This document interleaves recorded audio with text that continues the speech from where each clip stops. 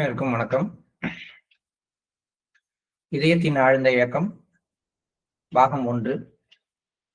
2014ஆம் வருடம் மே மாதம் 1ஆம் தேதி திருப்பூரில் நம்முடைய அன்பிற்குரிய ராஜி மாஸ்டர் வழங்கிய தேவைகளை குறைத்துக் கொள்வதை அதிகரித்தல் என்ற அந்த அருள் செய்தியினுடைய தொடர்ச்சியை நம்ம படிக்கிறோம்.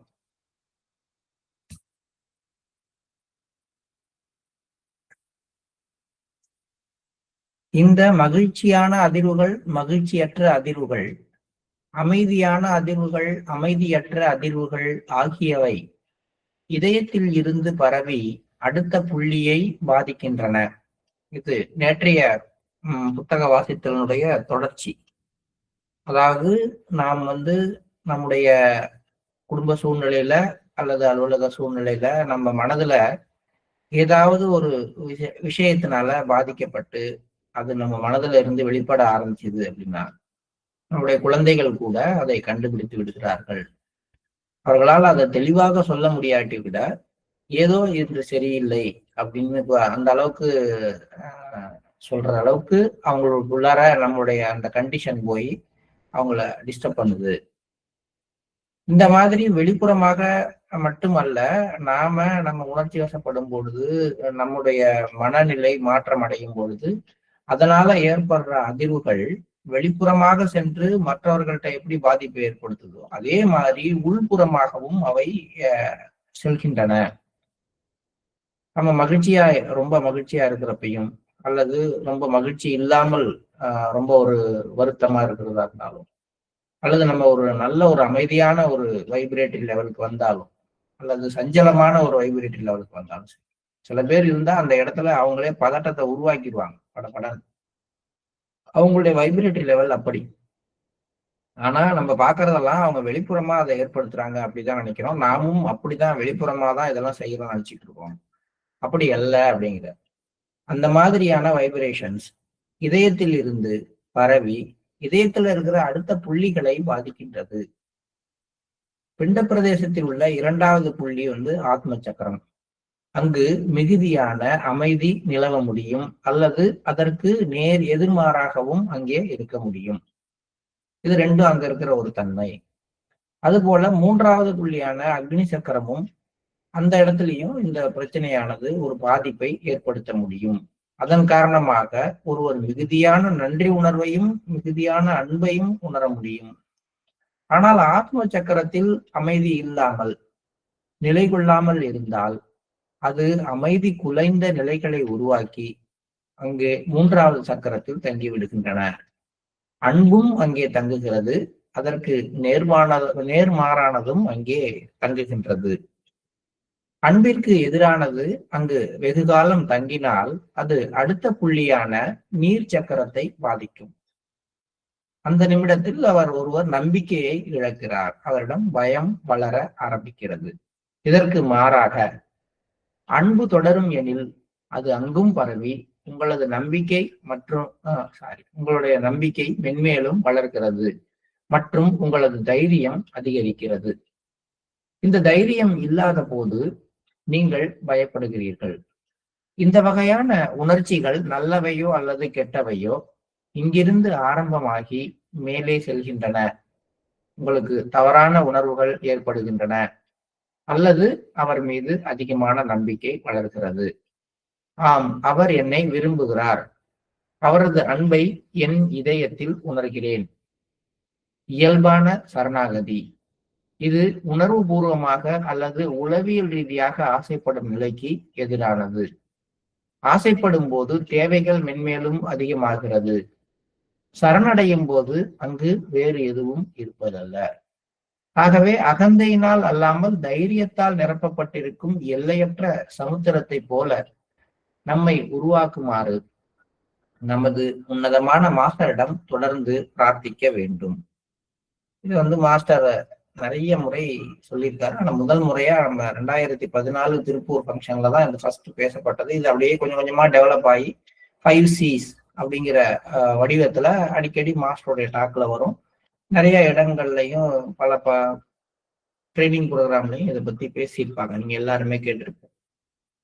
அந்த 5C அப்படிங்கிற விஷயத்தை தான் மாஸ்டர் இங்க ரொம்ப தெளிவா சொல்றாரு. உங்களுடைய இதயத்துல உருவாக்குகின்ற அதிர்வலைகள் அவை முதல் சக்கரத்திலிருந்து 2வது சக்கரத்துக்கு வரும் பொழுது, அந்த முதல் சக்கரம் வந்து திருப்தி, ஒரு பூரணமான ஒரு திருப்தி உணர்வை கொடுக்கக்கூடிய ஒரு சக்கரமாக இருக்கும். அல்லது அதே நேரத்துல அதற்கு எதிர்மாறாக எதுவுமே பத்தல எனக்கு அப்படிங்கிற மாதிரியான ஒரு தன்மைய பற்றாக்குறைங்கிற உணர்வை கொடுக்க ஆரம்பிக்கும். எனக்கு எதுவுமே இல்லை, எனக்கு எதுவுமே கிடைக்கல, என்னை யாருமே கவனிக்கல, இந்த மாதிரி உணர்வுகளும் முதல் சக்கரத்தோடு வேண்டும். ஆக முதல் சக்கரத்தில் இருக்கின்ற எந்த ஒரு அதிர்வுகளும் 2வது சக்கரத்திற்கு போகும் பொழுது அங்க பூர்ணமான அமைதி நிலவக்கூடிய வாய்ப்பு இருக்கிறதுனால ஆழ்ந்த அமைதியான அதிர்வுகளை உருவாக்கலாம், அல்லதற்கு அதற்கு எதிர்மாறான சஞ்சலமான அதிர்வுகளை உருவாக்கலாம். இது அப்படியே தொடரும் பொழுது 2வது சக்கரத்தினுடைய அமைதி 3வது சக்கரத்துக்கு கடத்தப்பட்டால் 3வது சக்கரத்தில் அந்த அமைதியானது நன்றி உணர்வு மிக்க, அன்புணர்வு மிக்க அதிர்வலைகளை உருவாக்க முடியும். அதற்கு மாறாக அங்கிருந்து அந்த குழப்பமான அமைதிக்கு நேர்மாறான மனநிலை இந்த 3வது சக்கரத்திற்கு அனுப்பப்படும் பொழுது அங்கே அன்பு உணர்வுக்கு, நன்றி உணர்வுக்கு எதிர்மாறான வெறுப்பு உணர்வானது வளர ஆரம்பிக்கிறது. அப்ப அன்பு உணர்வு 3வது சக்கரத்துல நிரம்பி இருந்து அது 4வது சக்கரத்திற்கு, நீர் சக்கரத்திற்கு கடத்தப்பட்டால் அங்கே மேலும் மேலும் நம்பிக்கை வளர்கிறது, தைரியம் வளர்கிறது. அதற்கு மாறாக அன்புக்கு நேர்மாறான உணர்வு, ஒரு வெறுப்புணர்வு, ஒரு அந்த மாதிரியான ஒரு எதிர்மறையான ஒரு உணர்வானது, எனக்கு வந்து எல்லாரும் எதிரிகள், இவர்கள் எல்லாரும் வந்து எனக்கு நன்மை செய்ய போறதுல தீமை தான் செய்ய போறாங்கிற மாதிரியான எண்ணமெல்லாம் என்னுடைய 3வது புள்ளியில அதிர்வுகளை உருவாக்கி அது 4வது புள்ளிக்கு கடத்தப்படும் பொழுது நம்முடைய தன்னம்பிக்கை குறைகிறது, நமக்குள்ளார பயம் வர ஆரம்பிக்கிறது. இப்படியாக ஒரு பக்கத்துல ஒரு ஏற்படுற ஒரு திருப்தி அமைதியாக, அன்பாக, நம்பிக்கையாக வளர்ந்து நம்மளை மேலையும் கொண்டு வர முடியும். அல்லது சஞ்சலமாக, வெறுப்பாக, பயமாக மாறி நம்முடைய பரிணாம வளர்ச்சியை பாதிக்கவும் முடியும். அதான் வரிசையா சொல்றாரு. இப்ப இதையெல்லாம் எடுத்துக்கிட்டு நம்ம போகும் பொழுது நம்முடைய உணர்ச்சிகள் நல்லவையோ அல்லது கெட்டவையோ அவையெல்லாம் முதல் புள்ளியிலிருந்து ஆரம்பமாகி கொஞ்சம் கொஞ்சமாக மேல போகுது. ஒண்ணு அது ஒரு ஒரு விதத்துல எல்லா இடத்துலயுமே வந்து கீழ்நிலையான உணர்வுகள் தூண்டப்படும் பொழுது அவை தவறான உணர்வுகளுக்கு நம்மை இட்டு செல்கின்றன ஒவ்வொரு இடத்துலையும். அதே நேரத்துல அவை சரியாக கையாளப்பட்டால் நமக்குள்ளார நம்பிக்கை வளர்கிறது. அப்ப மாஸ்டர் என்னை நேசிக்கிறார், அவரது அன்பை என்னுடைய இதயத்தில் நான் உணர ஆரம்பிக்கிறேன். எப்ப இந்த நேர்மறையான விஷயங்கள் நடக்கும் பொழுது திருப்தி, அமைதியாகவும், அமைதி அன்பாகவும், அன்பு நம்பிக்கையாகவும் மலருகின்ற போது ஒரு தெளிவான புரிதல் வருகிறது. அப்ப நான் என்ன சொல்றேன், என்னுடைய மாஸ்டர் நேசிக்கிறார், அவரை நான் என் இதயத்தில் உணர்கிறேன் அப்படிங்கிறது சொல்லக்கூடிய ஒரு நிலைமை வருகின்றது. இந்த மாதிரி ஒரு நிலை இயல்பாக ஏற்படும் பொழுது ஒரு இயல்பான சரணாகதி உருவாக்குறது. அது என்ன இயல்பான சரணாகதி என்ன, அப்புறம் வந்து செயற்கையான சரணாகதி என்ன? பயப்படுறவனும் சரணாகதி அடைகிறான், நம்பிக்கை உள்ளவனும் சரணாகதி அடைகிறான். இதுதான் வந்து 2 விஷயம். பயப்படுறவன் சரணாகதி அடையும் பொழுது இவர் காப்பாற்றுறதற்கு வேற வழி இல்லாமல் புகலிடம் தேடி இங்க தேடுறான். எல்லாரும் அடிக்க வர்றப்ப ஐயோ இங்க போய் ஒளிஞ்சுக்கிறோம் அப்படின்னா அதுதான் சரணடையும். அது வந்து அது மேல இருக்கிற நம்பிக்கை இல்லை, மற்றவங்க மேல இருக்கிற பயத்துல இதாவது நம்மளை காப்பாற்றட்டும், இதை பயன்படுத்தி கொண்டு நாம தப்பிப்போம். இது மாதிரியான சரணாகதி தான் வந்து ஒரு பொய்யான சரணாகதி, மாயையுடைய விளையாட்டுல ஏற்படுற ஒரு சரணாகதி. பெரும்பாலும் பக்தர்கள்னு சொல்லப்படுறவங்களும் இந்த கீழ்நிலையிலிருந்து ஆன்மீகத்தை அணுகிறவங்களும் சொல்ற சரணாகதி எல்லாமே எந்த மாதிரியான சரணாகதினா இந்த முதல் வகையை சார்ந்தது. அங்க என்ன இருக்குன்னா வாழ்க்கை மேல இருக்கிற பயம். கடவுளே நீதான் எல்லாம் அப்படிங்கும் பொழுது கடவுள் மேல இருக்கிற அன்புல அந்த சரணாகதியான வார்த்தைகள் வரல. வாழ்க்கை மேல இருக்கிற பயத்தினால வருது. இது இயல்பான சரணாகதி இல்லைங்கிறார். உண்மையான இயல்பான சரணாகதி திருப்தி, அங்கிருந்து அமைதி, அங்கிருந்து அன்பு, அங்கிருந்து நம்பிக்கை, இவை வந்து அங்கிருந்து ஒரு தெளிவு பிறந்ததுனால ஏற்படுறதுதான் இயல்பான சரணாகதி. இது ஆப்போசிட் சொல்றாரு. உணர்வு பூர்வமாக அல்லது உளவியல் ரீதியாக ஆசைப்படும் நிலைக்கு எதிரானது.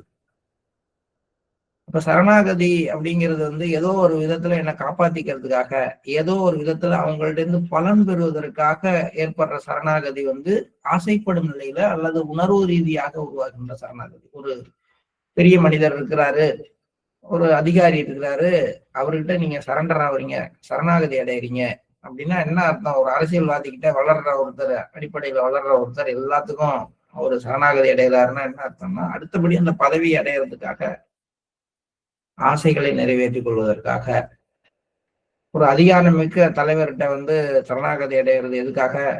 அவர் மூலமாக பலன் பெறுவதற்காக, அல்லது அவரால் வந்து எந்த பாதிப்பும் ஏற்பட்டு விடாமல் இருப்பதற்காக. இவை எல்லாமே ஒரு சைக்கலாஜிக்கல் பேஸ்ல தான் இருக்கு. ஆசைப்படும் பொழுது தேவைகள் மென்மேலும் அதிகமாகிறது.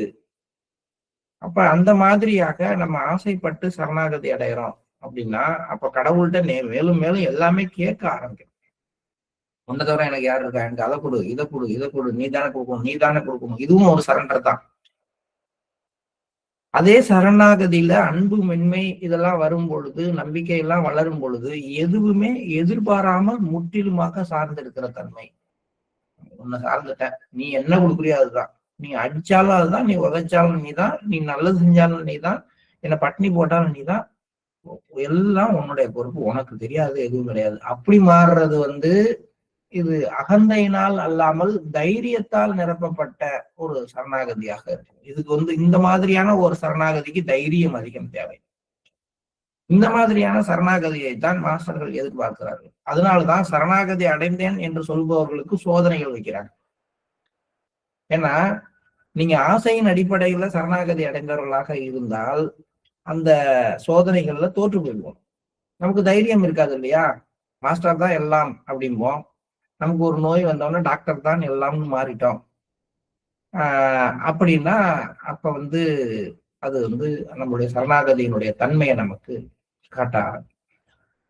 ஆக நாம சரணடைகிறோம் அப்படிங்கிறப்ப இந்த அதிர்வுகள் மிகச் சரியான விளைவுகளை ஏற்படுத்தியிருக்கு அப்படின்னா, மிகுந்த நம்பிக்கை மற்றும் தைரியத்தின் அடிப்படையில சரணடை. அந்த தைரியம், அந்த நம்பிக்கை, அதனால ஏற்பட்ட அந்த சரணாகதி அகந்தையினால் அல்லாமல் அன்பினால் ஏற்பட்டதாக இருக்கும். இந்த மாதிரி ஒரு சரணாகதி நமக்கு வேணும் அப்படிங்கிறது தான் மாஸ்டர்கிட்ட நம்முடைய பிரார்த்தனையாக இருக்க வேண்டும். ஒரு சரணாகதி அப்படிங்கிற இந்த தலைப்புக்கு ராஜி கொடுக்குற விளக்கமும் ஒரு புது கோணம். இதை நம்ம ஏற்கனவே ஒரு முறை நியூ இயர் மெசேஜ் படிக்கிறப்பையும் இந்த சரணாகதியை பத்தி பேசும் பொழுது இதை சொல்லிடணும். ராஜி 2014 என்ன சொன்னாங்களோ அதையேதான் திரும்பி சொல்லிட்டே வராங்க. ஆனா வெவ்வேறு மட்டங்கள்ல, வெவ்வேறு பரிமாணங்கள்ல அதை பத்தி நம்ம விளக்கிட்டே வராங்க.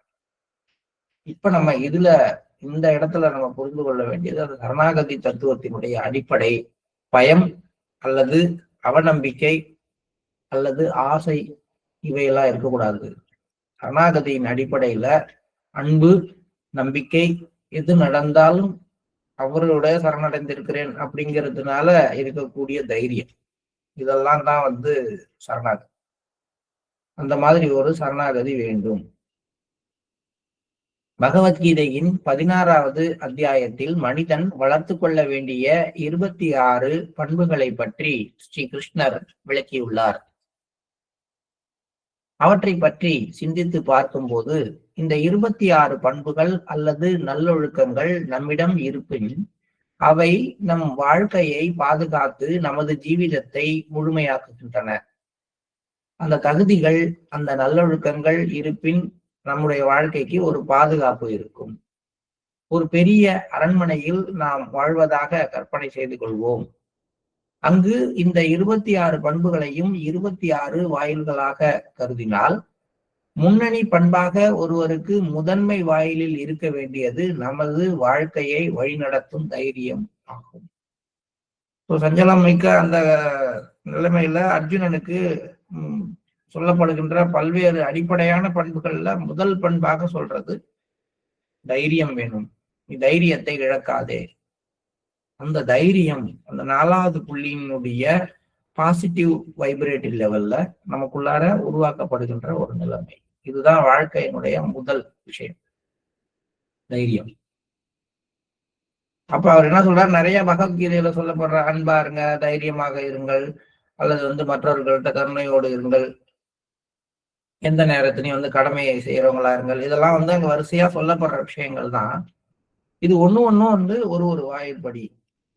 நீ இந்த விஷயங்கள் எல்லாம் உங்கள் வாயில் காவலர்கள் மாதிரி அந்த இடத்துல இருக்கும். முதல் வாசப்படியில தைரியம் நிற்கும், 2வது வாசப்படியில கடமை உணர்வு நிற்கும், 3வது வாசப்படியில அன்பு நிற்கும், 4வது வாசப்படியில கருணை நிற்கும். அப்படின்னா இந்த ஒவ்வொரு பண்பும் நமக்கு உள்ளார இதையெல்லாம் தாண்டி நமக்குள்ளார வரக்கூடிய விஷயங்களை அங்கேயே தடுத்து நிறுத்திவிடும்.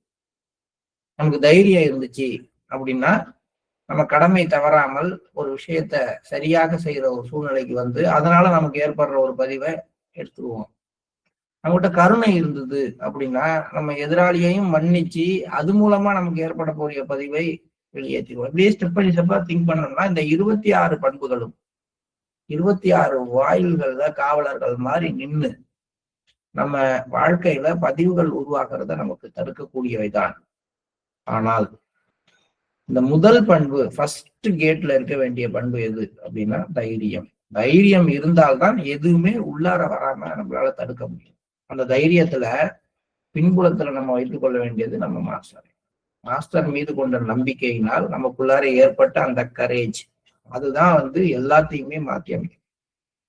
இந்த கரேஜை டெவலப் பண்றதுக்கு தான் முக்கியமா உதவுறது correct thinking, right understanding, honest approach develops in me and all அப்படிங்கிற அந்த ஒரு சஜஷன்.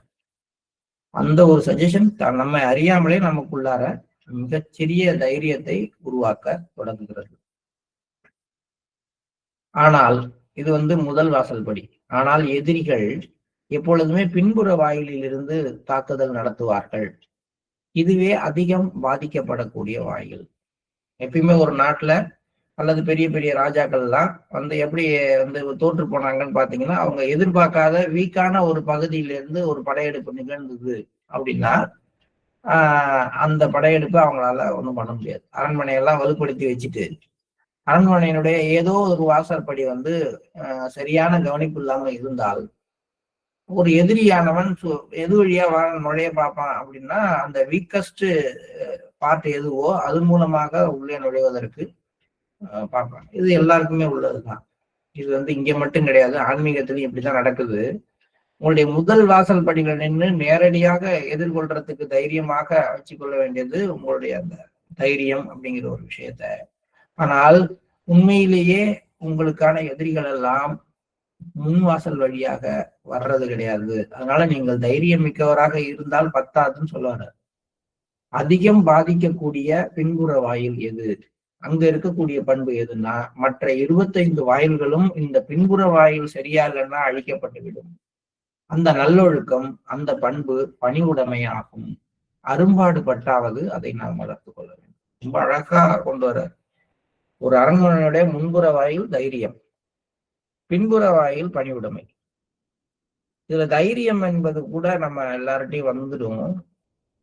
ஆனால் என்ன வராது அப்படின்னா இந்த பணிவுடைமை வராது. அப்ப இந்த பணிவுடைமை அப்படிங்கிற இந்த வாசல் படிதான் மற்ற 25 வாசல் படிகளையும் காப்பாற்றக்கூடிய ஒன்றாக இருக்கும். ஏன்னா எதிரிகள் எப்பொழுதும் உங்களுடைய தைரியத்தை பயன்படுத்தி உள்ள வர்றதில்ல, உங்கள்ட்ட இருக்கிற பணிவற்ற தன்மையை தான் அவங்க தூண்டி விடுறாங்க. ஆன்மீகத்துக்கான எதிரிகளும் அப்படிதான்.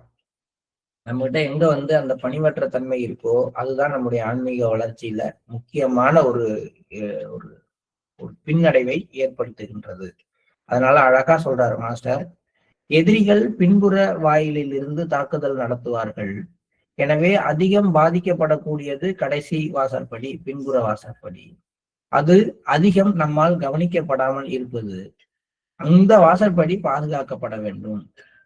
அந்த வாசல் பாதுகாக்கப்படவில்லை எனில் மற்ற 25 வாசல்களும் அழிக்கப்பட்டுவிடும்.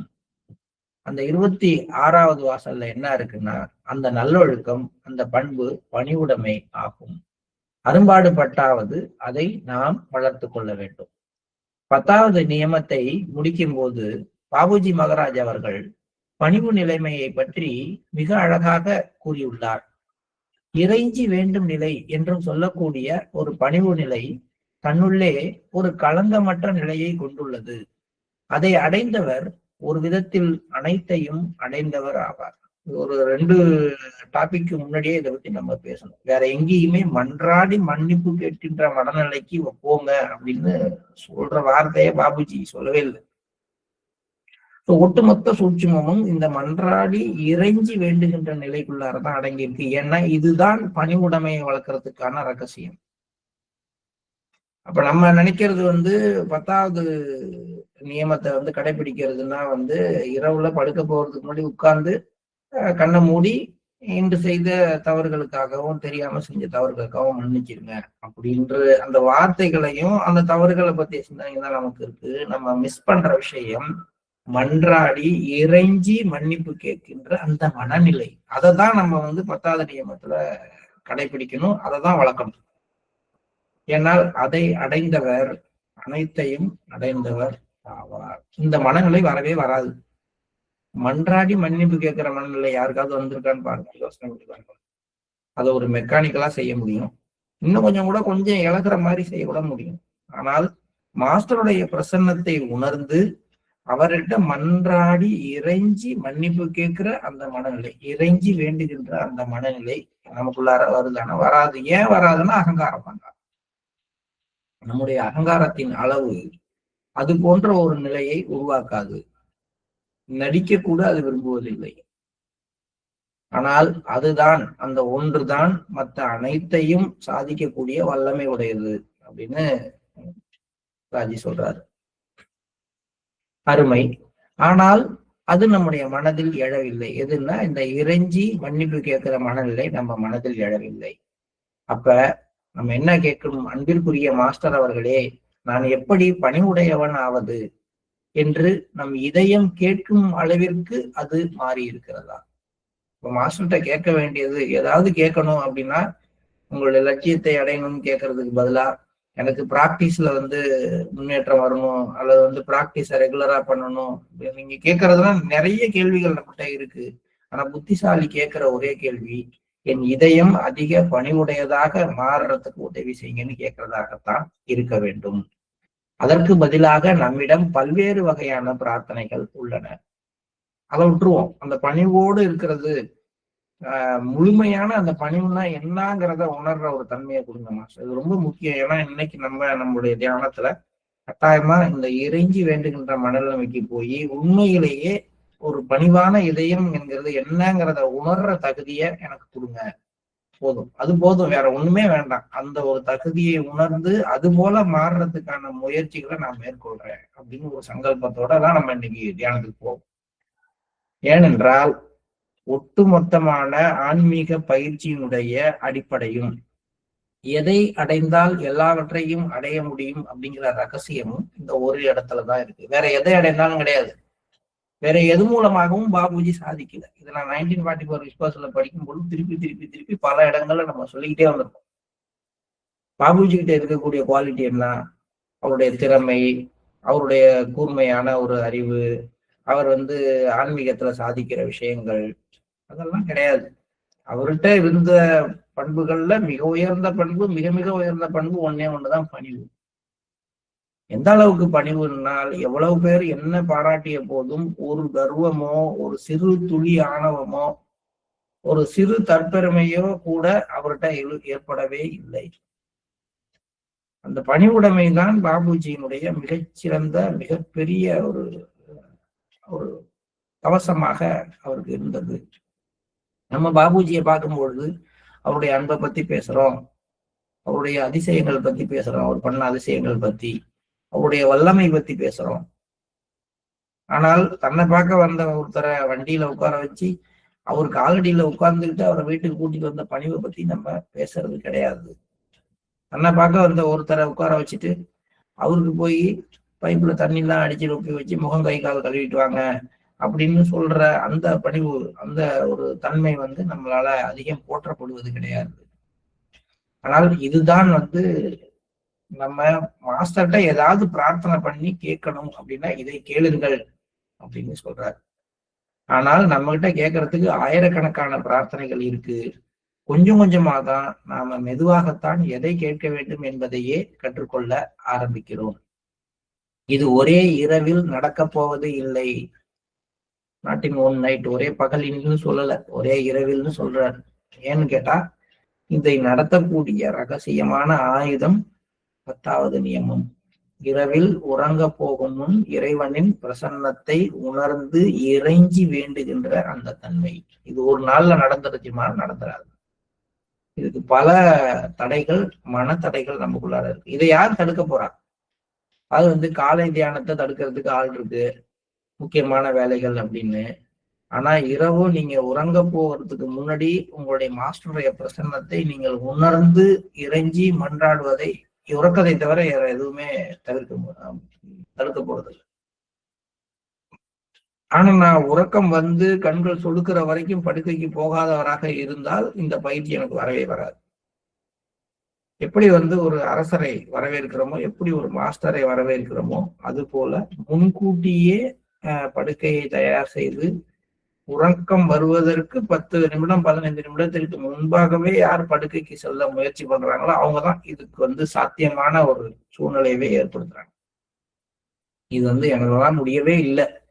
இந்த மாதிரியான ஒரு சூழ்நிலையை என்னால உருவாக்கி கொள்ளவே முடியல. அந்த அளவுக்கு நமக்கு இன்னும் அந்த ஒரு கெப்பாசிட்டி, ஒரு ஆளுமை திறன் நமக்குள்ளார வரல. ஆக அந்த மாதிரி ஒவ்வொரு இரவிலும் நம்ம அந்த ஒரு கடைசி நிலைமைக்கு போய் பணிவோட வேண்டி எனக்கு இதை கொடுங்க அப்படின்னு கேட்டோம்னா, ஒரு இரவில் நடக்காட்டியும் கொஞ்சம் கொஞ்சமாக இத முயற்சி பண்ணி நம்ம செய்தாக வேண்டும். சிறிது சிறிதாக எடுத்து வைக்கும் சிற்றடிகள் மூலமாக பெரிய தூரங்களை நாம் கடக்கலாம், நாம் பயணிக்கலாம். நாம் உண்மையிலேயே நம்முடைய ஆன்மீக பயணத்தில் நீண்ட தூரம் வந்துவிட்டோம். சகஜ மார்க்கத்தில் நம்மை இணைத்துக் கொள்வது கூட ஒரு இலக்காகும். இந்த இந்த பணிவுடைமை அப்படிங்கிறத நோக்கி போறதுல ஒரு சின்ன சின்ன ஸ்டெப்ஸா எடுத்து வைக்கணும்னா, நாம இந்த மார்க்கத்துல இருக்கோம் அப்படிங்கிறது கூட ஒரு ஸ்டெப் தான். தினமும் மெடிடேஷன் பண்றங்கிறது ஒரு ஸ்டெப் தான். பண்டாராவில் கலந்துக்க வர்றங்கிறது ஒரு சின்ன அடிதான். ஆனால் இவை பத்தாது. முக்கியமான அடி, அந்த நான் ஒரு அடி நீங்க எடுத்து வச்சா நான் 100 அடி எடுத்து வைக்கிறேங்கிறாருல, அந்த ஒரு அடி எதுன்னா, இரவில் மாஸ்டருடைய பிரசன்னத்தை உணர்ந்து இறைஞ்சி மன்றாடுகின்ற அந்த நிலைமைக்கு முயற்சி பண்றாரு. அந்த ஒரு அடிதான் அங்கே ஒரு 100 அடிய எடுத்து வைக்கிறதுக்கு உதவும். பாபுஜி அவர்கள் வெளிநாடுகளுக்கு பயணம் செய்த போது அந்த மையங்களில் ஒன்றை கண்டு மிகவும் மகிழ்வுற்று, இந்த இடத்தில் உள்ள ஒழுங்குமுறை டென்மார்க்கில் உள்ளது போல இருக்கிறது என்று 1981 அகமதாபாத்தில் என்னிடம் கூறியிருக்கிறார். டென்மார்க் எப்பயுமே பாபுஜிக்கு, சாரிஜிக்கு எல்லாருக்குமே பிடிச்ச இடம். அங்க இருக்கக்கூடிய அந்த ஒழுங்கு கட்டுப்பாடு, அந்த விஷயம் மிக சிறப்பாக இருக்கும். ஏன் அந்த ஒழுங்கு கட்டுப்பாடு அப்படின்னா, மாஸ்டர் எதை விரும்புகிறாரோ அதையும், மாஸ்டர் எதை சொல்கிறாரோ அதையும் பூரணமாக கடைபிடிக்கிறது தான் ஒழுங்கும் கட்டுப்பாடு.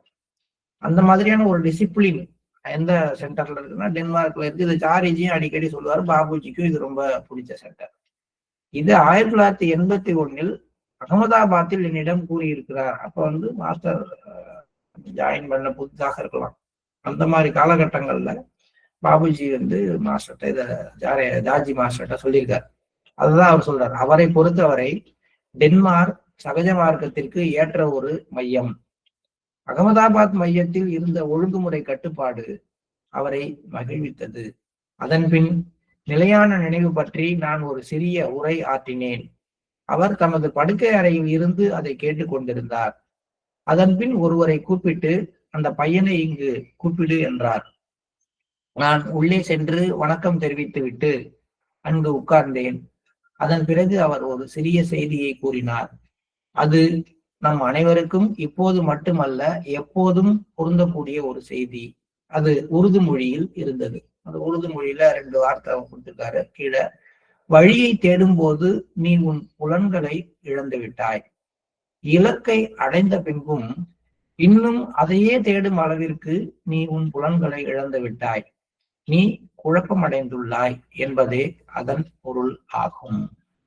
ஸோ எந்த வழியை தேடி போறோமோ அந்த வழியை தேடுகின்ற பொழுதே புலன்கள், அதை உணர்கின்ற புலன்களை நாம இழந்து விடுகிறோம் அப்படிங்கிற ஒரு விஷயத்தையும், அந்த அந்த புலன்களை இழந்து அது மேல இருக்கிற ஆளுமையை இழந்ததுனால இலக்கை அடைந்த பிறகும் நாம் இலக்கை அடைந்து விட்டோம் என்கின்ற உணர்வு இல்லாமல் அதையே தேடிக்கொண்டிருக்கின்ற ஒரு தன்மையும் நம்மகிட்ட இருக்கு. காரணம், நாம் குழப்பத்தால் நிரம்பி இருக்கிறோம் அப்படிங்கிற வார்த்தைகள்.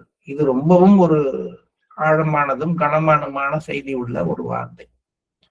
ஸோ இந்த குழப்பம் எங்கேருந்து இதுக்கு வழி, இந்த புலன்கள் சரியாக திசையில போய் செய்யணும், நடக்கணும் எல்லாம் அப்படின்னா எங்கேருந்து மாற்றம் வரணும்னா குழப்பம் அடைந்துள்ளாங்கிற இடத்துல இருந்து வரும். அந்த குழப்பம் மாறி அங்க அன்பு தெளிவு அப்புறம் நம்பிக்கை தைரியம் சரணாகதி வரும்போதுதான் இது சரியான இடத்துக்கு வருது அப்படிங்கிறதா இந்த கப்லட்டுடைய ஒரு அர்த்தமாக இருக்க முடியும். ஆகவே இந்த அறியாமையில் நாம் குழப்பம் அடையாமல் இருப்போம். நம்பிக்கையுடன் இருங்கள். உங்கள் மீது இல்லாவிடாலும் குறைந்தபட்சம் மாஸ்டர் மீதாவது நம்பிக்கையோடு இருங்கள். என் முயற்சியினால் முடியாவிட்டாலும் குறைந்தபட்சம் அவர் நம்மை அங்கு இட்டு செல்வார் என்று உணருங்கள். இந்த விழா இவ்வளவு சிறப்பாக அமைந்ததற்கு அனைவருக்கும் நன்றி கூறும் வாய்ப்பாக இதை நான் கருதுகிறேன்.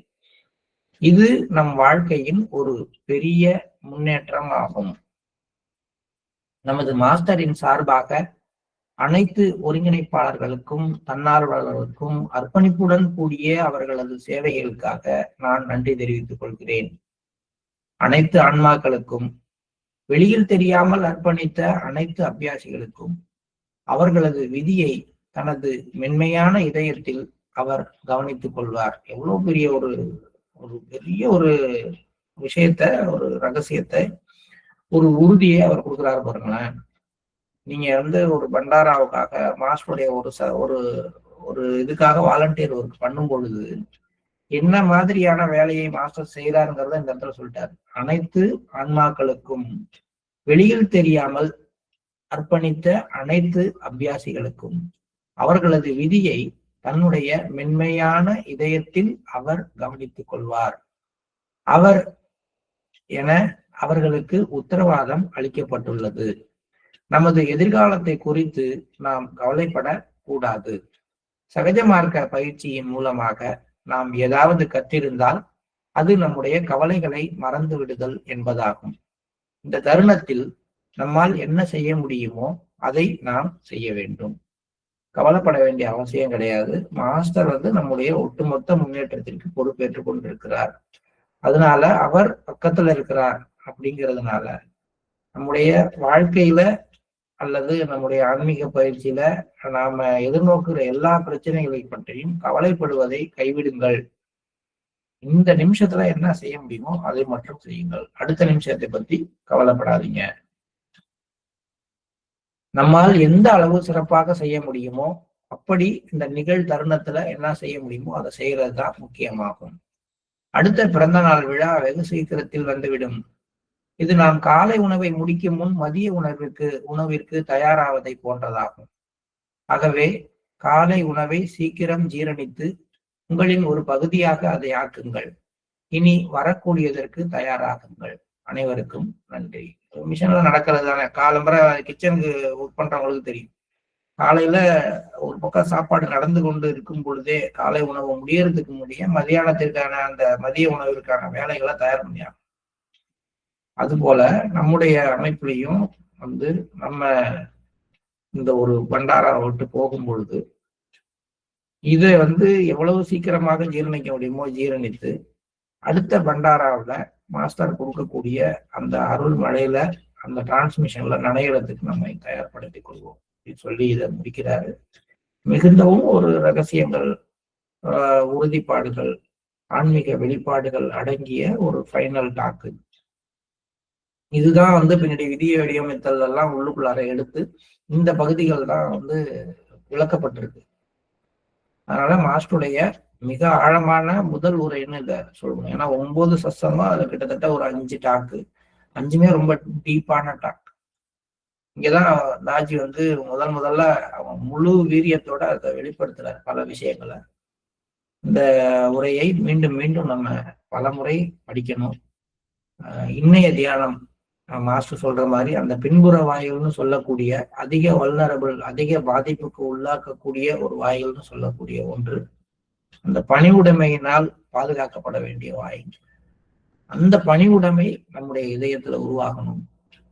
உண்மையிலேயே மாஸ்டர்கிட்ட நம்ம இறைஞ்சி கேட்க வேண்டிய ஒரே ஒரு விஷயம், என் இதயத்தில் பணிவுடையவனாக என்னை மாற்றுங்கள் என்பதுதான்.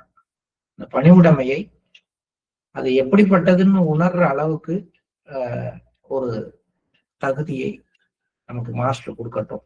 அதுக்கான ஒரு பிரார்த்தனையை நம் எல்லோருக்காகவும் சமர்ப்பித்துக் கொண்டு காலை நேர தியானத்திற்கு செல்வோம். Please start meditation.